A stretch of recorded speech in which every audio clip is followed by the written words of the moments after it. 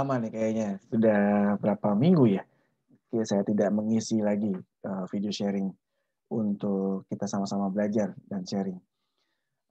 Hari ini saya coba apa ya, menjelaskan terkait dengan ilmu grafologi. Mungkin beberapa dari teman-teman sudah ada yang pernah mendengar ya, handwriting analysis. Ya salah satu cabang ilmunya adalah tadi ada grafologi, di mana kita akan mempelajari beberapa tulisan tangan menjadi kita lihat apakah dia memiliki kepribadian seperti apa dan bahkan bisa mengecek dia punya penyakit apa. Nah, menariknya di situ. Saya akan coba berikan di video kali ini dan saya sempat membaca beberapa literatur di beberapa browsing di internet. Nah, nanti akan saya coba sampaikan kepada teman-teman. Semoga bisa menjadi acuan kita untuk belajar tentang grafologi. Tapi ini baru kulitnya aja. Saya akan coba menjelaskan terkait dengan ilmu grafologi yang kita lihat dari tanda tangan. Ya, mungkin dari teman-teman juga tertarik nih. Kadang-kadang kan kita pengen tahu nih, tanda tangan saya dibaca dong seperti apa gitu. Saya akan coba jelaskan. Sebelumnya saya akan coba share terkait materinya dulu. Ya, sebentar ya. Ini dia. Oke. Jadi di sini teman-teman akan melihat grafologi untuk membaca tanda tangan ya. Dan ternyata tanda tangan ini pun bisa melihat kepribadian. Begitu. Nah, sebenarnya secara terminologi atau secara artian apa sih tanda tangan itu? Tanda tangan itu adalah kan teman-teman kalau misalkan dulu belajar tanda tangan, ya dari mungkin meniru dari orang tuanya, dari orang-orang idola, atau mungkin memang ya tulisan tangan dari nama yang kemudian dibikin susah gitu ya, sehingga munculnya menjadi tanda tangan kita atau ciri khas dari diri kita. Kalau zaman dulu mungkin orang tidak terbiasa menulis sehingga mereka menggunakan cap jempol. Nah, kalau sekarang sudah common sekali kita menggunakan tanda tangan.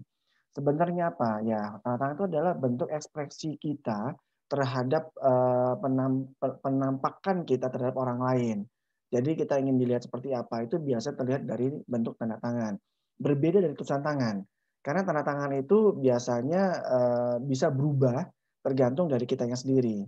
Jadi kalau misalkan teman-teman mau berubah tanda tangan sebenarnya bisa-bisa saja. Tapi biasanya akan sulit kalau sudah tertera di KTP biasanya ya. Karena kan KTP itu menjadi bukti identitas kita sehingga kalau kita apply ke bank kemanapun, kalau kita berubah tanda tangan akan jadi masalah. Jadi biasanya kalau sudah tercantum di iktp ya sudah harus sama terus seperti itu. Apalagi kalau di bank, di rekening ya harus sama seperti itu. Jadi sebenarnya tanda tangan itu adalah bentuk tampilan kita terhadap dunia luar atau persona kita atau topeng kita terhadap orang lain. Bisa beda, bisa betul, bisa sesuai dengan diri kita, bisa tidak.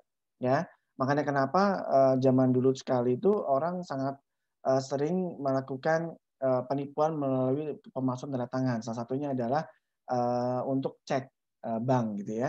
Dan itu sangat mudah ditiru karena memang tanda tangan itu otentik, tapi biasanya polanya kalau diikuti itu bisa diikuti oleh setiap orang. Jadi tidak sama. Beda dengan tulisan tangan. Kalau tulisan tangan kita itu biasanya unik dan juga bisa berbeda dengan orang lain seperti itu ya. Dan hasil pembelajaran kalau di tanda tangan karena bisa berubah seperti itu. Kalau kita melihat adalah grafologi sebenarnya ditemukan di China, di dataran Cina itu sekitar 1000 Masehi ya, dulu lama sekali. Namun disempurnakan kembali oleh ahli dari Prancis kalau nggak salah ya di tahun 1875. Kemudian berkembang secara pesat di Eropa dan Amerika setelahnya dan sampai dengan sekarang masuk ke Asia ya. Jadi biasanya kalau kita belajar grafologi itu biasa cabangnya masih menghidup kalau tidak ke Eropa ya ke Amerika ilmu-ilmu yang sekarang atau sekolah-sekolah handwriting atau grafologi ini biasanya kita menghidup kepada lembaga-lembaga yang ada di Amerika atau di Eropa. Dan biasanya memang berfokus kepada kepribadian seseorang karena secara ilmiah walaupun beberapa orang merasa bahwa tidak mungkin nih bohong tanda tangan atau apa atau tanda tulisan tangan ini bisa kita lihat. Karena sebenarnya ini ilmiah teman-teman, sudah dilakukan penelitian secara bertahun-tahun karena fungsinya pun mengenali, mengetahui dan mengevaluasi dari bentuk tanda tangan atau tulisan tangan. Biasa umumnya tulisan tangan. Tanda tangan itu ada pelengkap dari melakukan interpretasi dari kepribadian seseorang di tulisan tangan, gitu ya. Nah, kalau misalkan teman-teman pernah mendengar tentang sejarah grafologi ini bagi teman-teman yang sudah mengenal grafologi, yang menarik adalah begini. Ada sebuah cerita di lembaga Amerika, ya tentunya dulu itu digunakan di mana, di militer ya. Jadi ada, prajurit yang waktu Perang Dunia kedua kalau tidak salah, kemudian yang bersangkutan ternyata harus diamputasi kedua belah tangannya, sehingga sudah tidak bisa menulis lagi, tapi dalam masa-masa recovery dan juga supaya dia kembali bisa terjun ke dunia sosial, ke masyarakat kembali, akhirnya di klinik atau di rumah sakit yang khusus terhadap orang yang korban dari peperangan itu mereka dilatih kembali untuk menimbulkan kepercayaan dirinya. Jadi, yang tadi digunakan oleh tangan dalam melakukan, bersih-bersih, badan, menulis, makan, dan itu sekarang dia belajar menggunakan kaki. Dan awalnya, dia akan belajar bagaimana menulis kembali menggunakan kaki ya, jari jemari kaki tadi, dia akan memegang, pena atau pulpen dan dia belajar menulis kembali.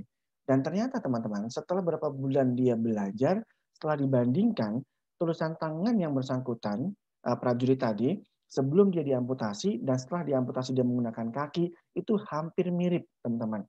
Dan ini menarik dari ilmu ini. Sehingga dia diambillah, penelitian, ternyata tulisan tangan itu tidak sekedar dari motorik tangan kita sendiri, tapi juga hasil dari otak kita. Ya, jadi otak memerintahkan kepada motorik kita atau otot-otot di badan kita. Dulu kita menggunakan tangan mungkin dan kemudian si prajurit tadi menggunakan kaki, sehingga menghasilkan tantangan yang sama.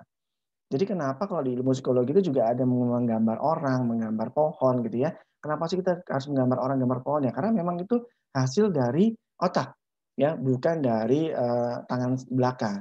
Nah, itu yang kita teliti, mengenali, mengetahui, dan mengevaluasi untuk menghasilkan sebuah pelaporan kepribadian. Kalau ditanya, ya mungkin dia bisa belajar, ya betul dia bisa belajar. Tapi kalau misalkan dia digali lebih jauh lagi, si gambarnya tadi itu bisa menghasilkan analisa kepribadian. Ya itu sekilas saja. Saya akan coba sampaikan bahwa yang tadi, secara rangkuman adalah, tanda tangan atau tulisan tangan itu adalah hasil dari gerak refleks otot halus yang disebut oleh alam bawah sadar kita, atau biasa disebut dalam dunia, kedokteran itu adalah ideomotor response atau IMR, ya. Kemudian gerak otomatis tadi atau spontan tadi, itu akan mengungkapkan secara jujur tentang apa yang sedang dalam pikiran bawah sadar kita, tanpa sadar apa yang kita pikirkan. Makanya kenapa kalau teman-teman datang ke orang, grafolog atau grafologis, teman-teman akan diminta tidak sekedar hanya menuliskan 1, 2, 3 kalimat, tapi kadang-kadang berlembar-lembar. Minimal biasanya 20 baris tuh biasanya. Karena apa? Kita ingin melihat gerakan otomatisnya. Kadang-kadang biasanya kalau 1 kalimat kan teman-teman bisa aja tuh membuat tulisan tangan yang memang dibuat-buat. Tapi begitu teman-teman menulis lebih dari 20 baris, biasanya sudah mulai kebiasaan kita.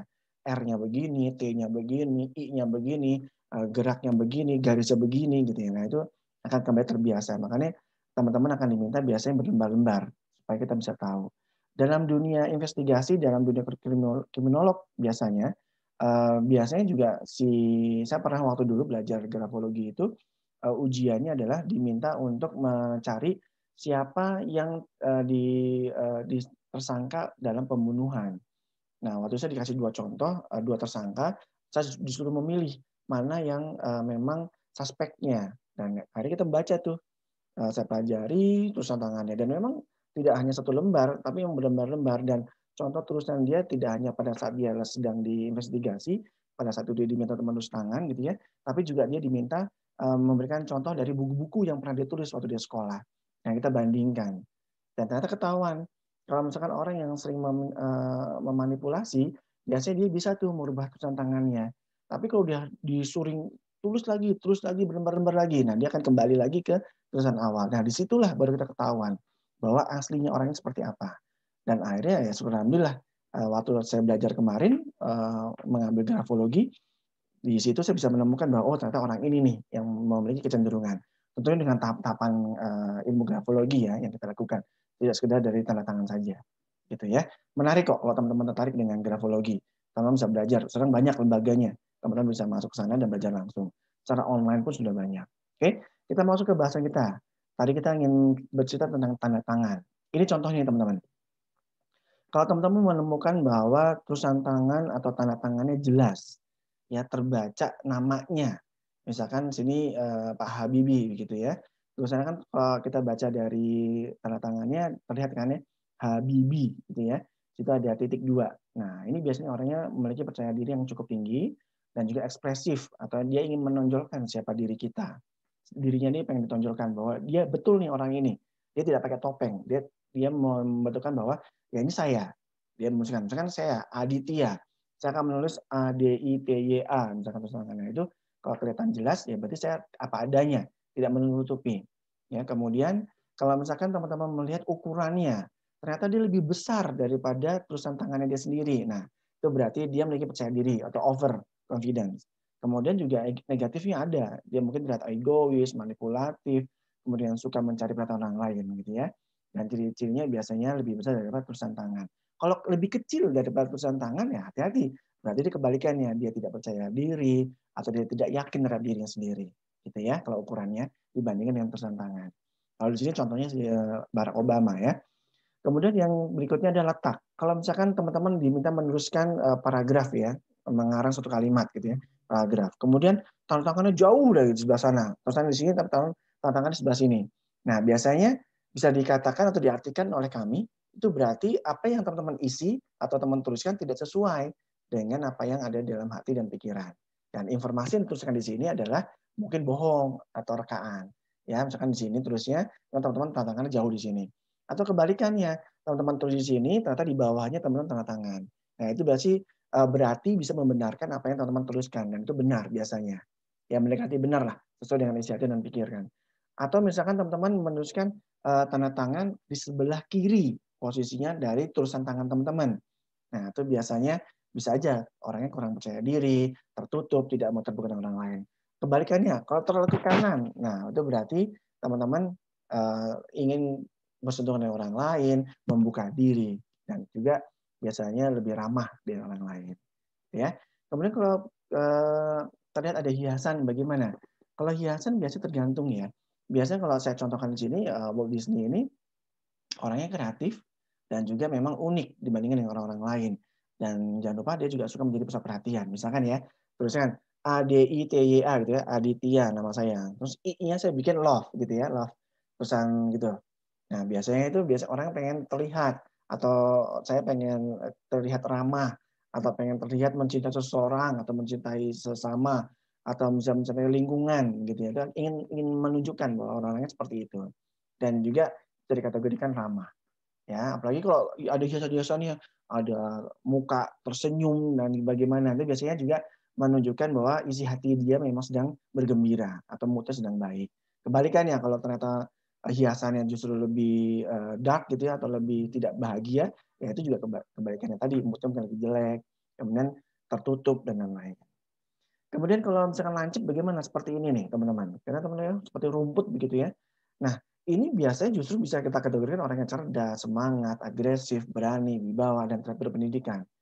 Dan bahkan kalau tidak terbaca, kita nggak tahu nih ini tulisannya siapa sih namanya gitu ya. Sebenarnya bisa saja kita kategorikan sebenarnya kepribadiannya tertutup. Dia tidak ingin dilihat orang lain atau tidak ingin dikenal orang lain ya.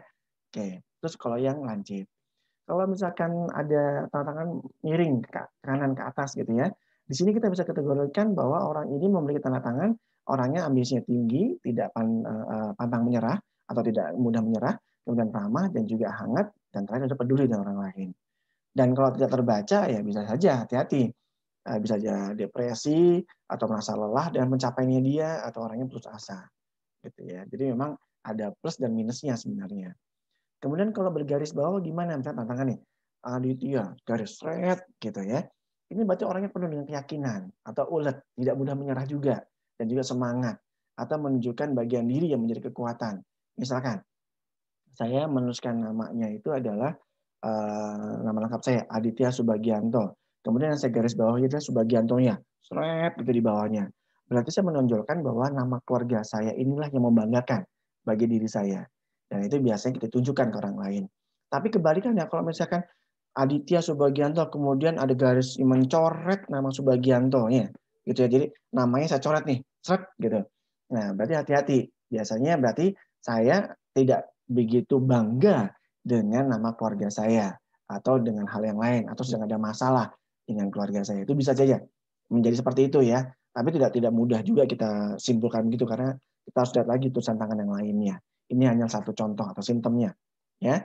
Dan kalau misalkan garisnya pendek gimana? Ya bisa kita kategorikan bosi gitu ya, suka nyuruh orang atau diktator. Ya garis kecil gitu, set gitu misalkan tidak seperti ini panjang. Ya. Kemudian beberapa lagi nih contoh banyak sekali sebenarnya dalam dunia kita. Teman-teman pun mungkin dari contoh ini masih ada bentuk yang lain gitu ya. Nah, ini bisa menggambarkan atau menginterpretasikan hal-hal yang lain juga. Jadi sebenarnya teman-teman juga bisa mengkategorikan bahwa ini punya arti yang masing-masing dan jangan lupa kita harus mengkaitkan dengan tulisan tangannya dia. Karena kaidah dalam melakukan interpretasi dalam ilmu grafologi, kita harus melihat juga tulisan tangannya dia. Apakah dia ke kiri, ke kanan, apakah dia tulisan tangannya naik, apa turun, apakah kalau kita rasa ini ada tekanannya, atau tidak ada tekanannya, atau misalkan huruf D-nya misalkan seperti apa, T-nya seperti apa, garisnya dia ada di zona mana, atas, bawah, apa tengah, juga masih banyak sekali yang harus kita lihat. Sehingga kita bisa menghasilkan interpretasi yang cukup mendalam, yang tidak hanya dari sekedar tanda tangan. Karena ingat teman-teman, tanda tangan ini kan persona, kita ingin menunjukkan topeng kita terhadap orang lain. Bisa benar, bisa tidak. Tapi biasanya kalau orang konsisten, dia akan memakai terus dan akan terlihat seperti aslinya. Contoh tadi saya bilang, kalau dia tulisan tangannya sesuai dengan namanya gitu ya, tanda tangannya, berarti dia pengen dilihat orang lain. Tapi semakin dia berantakan atau tidak bisa dibaca, berarti dia orangnya tertutup. Kalau dia makin besar, orangnya pede. Tapi semakin tanda tangannya kecil dari tulisan tangannya dia, berarti orangnya tidak pede. Nah, itu minimal seperti itu, teman-teman. Oke, kira-kira yang bisa saya sampaikan pada kali ini adalah itu di video saya. Nanti saya akan lanjutkan lagi lebih mendalam lagi tentang grafologi ini. Kalau teman-teman setuju, silahkan komen di dalam YouTube saya, channel ini. Sehingga teman-teman masih bisa belajar lagi dengan saya. Dan kalau ada masukan, kritik, atau ada sanggahan, Pak, ternyata nggak seperti itu. Nggak apa-apa, kita sama-sama belajar, tolong tuliskan di sini, dan kita akan saya akan bikin video untuk merevisi atau merubah supaya lebih benar lagi. Oke, terima kasih banyak atas waktunya teman-teman bisa mau menonton video saya dan juga masih banyak video-video saya lainnya. Silakan ditonton. Jangan lupa subscribe. Kalau misalkan teman-teman suka, silakan di-like dan juga share kepada teman-teman lain supaya kita belajar bersama. Sampai ketemu lagi teman-teman di video saya berikutnya. Semoga bermanfaat. Wassalamualaikum warahmatullahi wabarakatuh. Sampai ketemu lagi. Ya.